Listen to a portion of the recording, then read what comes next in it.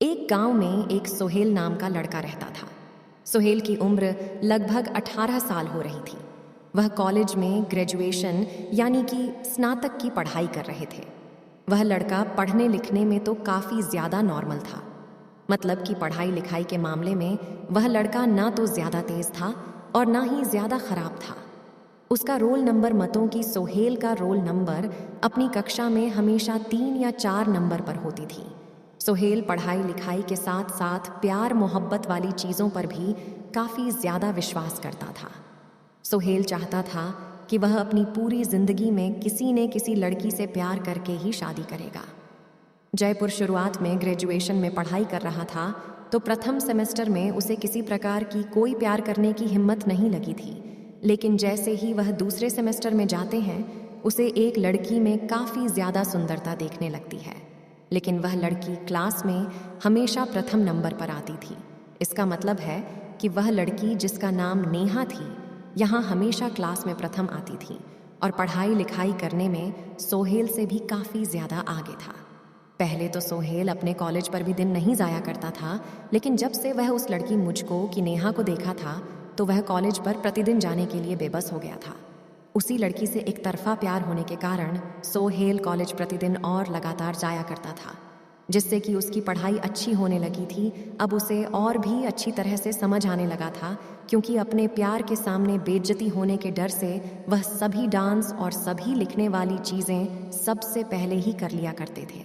नेहा जिस तरह सेमेस्टर में फर्स्ट आते थे, ठीक उसी तरह सोहेल भी सोच रहा था कि अगर मैं भी पढ़ने लिखने में काफ़ी तेज तर्रार बन जाऊंगा तो हो सकता है नेहा मुझे पसंद करने लगेगी। लेकिन यह बात तो अलग है, सोहेल तो पहले से ही नेहा को मन ही मन पसंद करने लगा था। अब तो नेहा को ही बार बार देखने का मन करता था सोहेल को। आपको बता दें कि सोहेल हमेशा उसे टेबल में बैठा करता था जिसके सामने नेहा बैठा सकती है। अब धीरे धीरे दोनों में काफ़ी ज़्यादा बातचीत में होने लगी थी, क्योंकि प्रतिदिन कॉलेज जाने के कारण उसे रोज़ाना कॉलेज जाने वाले लड़कियों लड़के से काफ़ी ज़्यादा मिलजुल तथा पहचान हो गया था। नेहा भी थोड़ा बहुत उससे बात किया करते थे, लेकिन नेहा का इरादा प्यार करने का बिल्कुल भी नहीं था। लेकिन समझ में नहीं होना अपने मन में खेचड़ी बना रहा था कि वह नेहा से ही प्यार करता है और उसी से शादी करेगा। आपको बता देगी जिंदगी आगे जैसी जैसी गुजर रही थी, सेमेस्टर में पढ़ाई जैसे हो जाओगे गुजर रही थी, वैसे वैसे आप सोहेल को नेहा से बिछड़ने का दर्द भी मिलने ही वाला था। क्योंकि सुबह नेहा से एक तरफा प्यार किया करता था, इसलिए मैं नेहा को सोहेल के प्यार के बारे में कुछ नया तो जानकारी भी नहीं थी। धीरे धीरे नेहा और सोहेल तथा सेमेस्टर के सभी लोग अंतिम सेमेस्टर मतलब कि 6 सेमेस्टर में पहुंच गए थे। अंतिम एग्जाम होने वाली थी और सोहेल को काफ़ी ज़्यादा दर्द महसूस होने लगा था नेहा से बिछड़ने के। अब तो धीरे धीरे सोहेल का मन में बिल्कुल भी नहीं लगने लगा था, क्योंकि वह नेहा से बिल्कुल भी किसी भी हालत में बिछड़ने के लिए नहीं सोच रहा था। आपको बता देगी सोहेल धीरे धीरे अब तो रोने का जैसा हालत बना लिया था, क्योंकि अब तो उन्हें यह भी लग रहा था कि महज कुछ दिनों की बात है, कॉलेज बंद हो जाएंगे, सभी की छुट्टियां हो जाएंगी। फिर अब कौन कॉलेज में नामांकन कराएगा, तो सभी लोग अपने अपने घर जाकर अपने अपने शहर में ही पढ़ाई करने वाले थे। ऐसे में सोहेल काफ़ी ज़्यादा दुखी रहने लगा था। एक दिन जब सेमेस्टर 6 आखिरी एग्ज़ाम चल रहा था, तुम सभी लोगों को एक दूसरे से बिछड़ने का वक्त आने ही वाला था। उसी पहले हुए चाहता था कि वह नेहा से बात करे कि वह उससे प्यार करता है और उसका फ़ोन नंबर वगैरह लेकर उसे सब दिन के लिए बात करने के लिए तैयार करने के बारे में सोच रहा था। उस दिन तो परीक्षा का आखिरी ही दिन था। उस दिन के बाद से अब कोई किसी को नहीं मिलने वाला था। जैसे ही सभी लोग अपने अपने घर जाने लगे थे तो सुमेर का घर काफ़ी ज़्यादा दूर था और नेहा का घर भी काफ़ी ज़्यादा दूर था। परीक्षा खत्म होते ही सभी लोग अपने अपने घर की तरफ चल पड़े थे। साथ साथ नेहा और सोहेल भी अपने घर की तरफ चल पड़े थे। वैसे तो पहले नेहा को लेने के लिए उसके पिताजी को ले जाया करते थे, लेकिन उस दिन एग्ज़ाम दूसरी पाली में चल रही थी और काफ़ी ज़्यादा शाम हो गया था। हो सकता है नेहा के पापा को किसी तरह का कोई काम हो और से लेने के लिए नहीं आया था। नेहा को इस बात की जानकारी बिल्कुल भी पहले से ही थी इसलिए वह अपने घर जाने के लिए बस तथा ट्रेन का बारे में पता करने के लिए स्टेशन तथा स्टेशन के बगल में बस अड्डे पर पहुंचने लगी थी। लेकिन सोहेल हमेशा से ही ट्रेन के माध्यम से ही अपना घर जाया करता था, क्योंकि कॉलेज से महज 3 स्टेशन ही होते थे उन्हें घर जाने के लिए, क्योंकि सोहेल का घर और कॉलेज मात्र 15 किलोमीटर की दूरी पर ही थी।